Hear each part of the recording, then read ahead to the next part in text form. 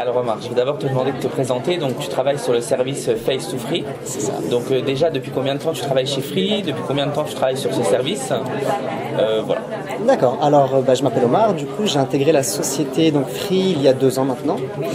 Et le service Visio à l'ouverture, dès l'ouverture, donc il y a 1 an. Alors, je me présentais également, je suis Omar et je serai votre conseiller donc lors de cet appel. Et vous me dites donc que vous avez actuellement plus de réseau sur votre ligne mobile, vous désirez savoir pour quelle raison ça ne fonctionne plus, c'est bien ça? D'accord. Et avant ça, tu étais au 3244? C'est ça, 3244. Sur le service mobile? Tout à fait. D'accord. Et qu'est-ce qui t'a donné envie de bifurquer du coup sur le service Visio?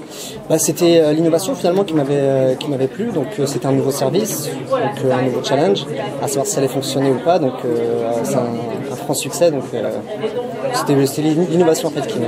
D'accord, alors ce que nous allons faire ensemble simplement, c'est que nous allons donc vérifier votre dossier afin de vérifier pourquoi ça ne fonctionne pas et vous expliquer comment faire pour remettre votre ligne en place. L'innovation et aussi le côté un peu plus humanisé de la hotline dans les relations avec les abonnés? Et tout à fait, c'est ça, c'est le fait d'humaniser l'appel, donc on reste toujours dans une logique d'humanisation de l'appel et je trouvais que ça allait complètement dans ce sens-là, donc ça m'a complètement plu. D'accord, et toujours dans cette logique d'humanisation,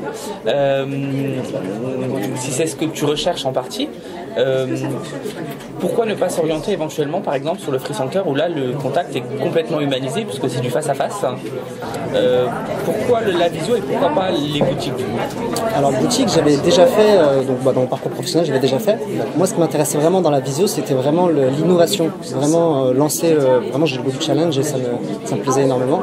Donc à savoir comme je disais tout à l'heure si elle allait fonctionner, comment ça allait fonctionner, ça m'a vraiment plu. Donc c'était vraiment pour cette raison-là que j'ai pas été au Free Center et que j'ai choisi du coup le service visio. D'accord, et est-ce que tu peux m'expliquer un petit peu comment ça se passe en termes d'organisation? Enfin, tu es dans une équipe de combien? Le volume d'appels par exemple que tu peux prendre par jour sur le service visio? Alors, on est donc divisé par... On est une équipe divisée donc en shift matin et shift soir. Donc une équipe qui fait 8h, 15h et une seconde équipe dont je fais partie, donc 15h, 22h. Du matin, donc ils sont de mémoire 6 et le soir on est maintenant 9. Donc on a recruté dernièrement du fait du flux d'appels qui augmentait. Donc preuve du succès du service. On a recruté, donc on est 9. Alors ça fonctionne sous système de rotation. Donc 15h pour nous du soir, pardon. Donc on fait 15h jusqu'à 21h en visio. Donc on est tous les 9 en visio, enfin toutes les personnes présentes en visio. Et ensuite on prend 1 heure d'appel classique 32-44. Donc ça permet de rester aussi dans le bain. Et le service Face to Free, il est centralisé qu'au siège ici Alors le service Face to Free, il est disponible également donc sur un autre site, c'est Colombe il me semble, donc pour l'AST. Et au niveau du mobile par contre on est les seuls donc sur Paris, donc centre appel à proposer ce service. D'accord. Et toi qui as déjà fait de l'assistance téléphonique classique chez Free, est-ce que tu vois des différences dans le traitement des abonnés ou tout du moins est-ce que tu vois des différences dans le comportement des abonnés? Est-ce que les abonnés sont plus réceptifs en visio plutôt qu'au téléphone, peut-être moins énervés? Alors, clairement, lors des appels, ce que j'ai remarqué immédiatement, c'est le lien qui se crée avec l'abonné. Donc il y a une barrière finalement, une barrière visuelle qui est brisée. Donc clairement, moi, il n'y a vraiment que du positif en ce qui concerne les appels. Ça a vraiment créé un contact et un lien entre le conseiller et l'abonné, tout simplement. Donc ça permet à l'abonné également de rester dans son petit confort, rester chez lui et également donc avoir un contact visuel avec le conseiller. Donc clairement ça a vraiment apporté que du plus. Ouais. Et est-ce que tu ressens que pour l'abonné c'est beaucoup plus facile la visio que le téléphone dans tout ce qui est manipulation, donc plus facile pour lui puisque du coup tu peux mettre plus d'images sur ce que tu dis et donc plus facile pour toi à expliquer les procédures?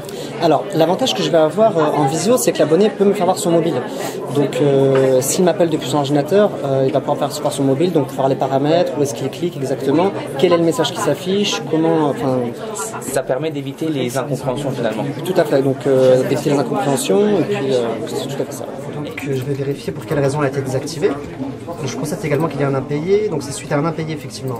Et est-ce que tu as des anecdotes à nous raconter sur certains appels qui pourraient être drôles, certains appels en visio qui pourraient être drôles Alors drôle ou qui t'ont marqué? Qui m'ont marqué, en fait c'est vraiment dans la continuité, c'est-à-dire que les abonnés nous appellent souvent de l'étranger pour par exemple des options en voyage qu'ils ont oublié d'activer, ce qui fait qu'ils n'ont pas de réseau à l'étranger. Alors initialement ils ne pouvaient pas nous contacter puisqu'ils n'avaient pas de réseau, donc ils ne pouvaient pas nous appeler. Le service visio a été créé, donc maintenant ils peuvent nous appeler en Wi-Fi. Donc très régulièrement on a pas mal d'abonnés qui sont aux quatre coins du globe, donc c'est vraiment intéressant. On voit des paysages, les abonnés en vacances, donc c'est vraiment intéressant. Et toi, à moyen terme ou à long terme, qu'est-ce que tu veux faire chez Free? Est-ce que tu veux continuer sur le service visio? Parce que je pense qu'il va être amené à plus se développer, rester sur la visio mobile. Dans un premier temps, je voudrais déjà voir comment va évoluer le service. Donc a priori, il évolue plutôt bien puisqu'on est encore en train de recruter finalement donc sur le service visio. Après, pourquoi pas diriger une équipe visio. Donc ce serait mon vœu. La volonté. La volonté exactement que j'ai. Merci Omar d'avoir répondu à notre question. Merci. Et bonne continuation. Merci beaucoup. Très bien, écoutez, il me reste plus qu'à vous rappeler. Je vous souhaite de passer une bonne journée. Également. Au revoir.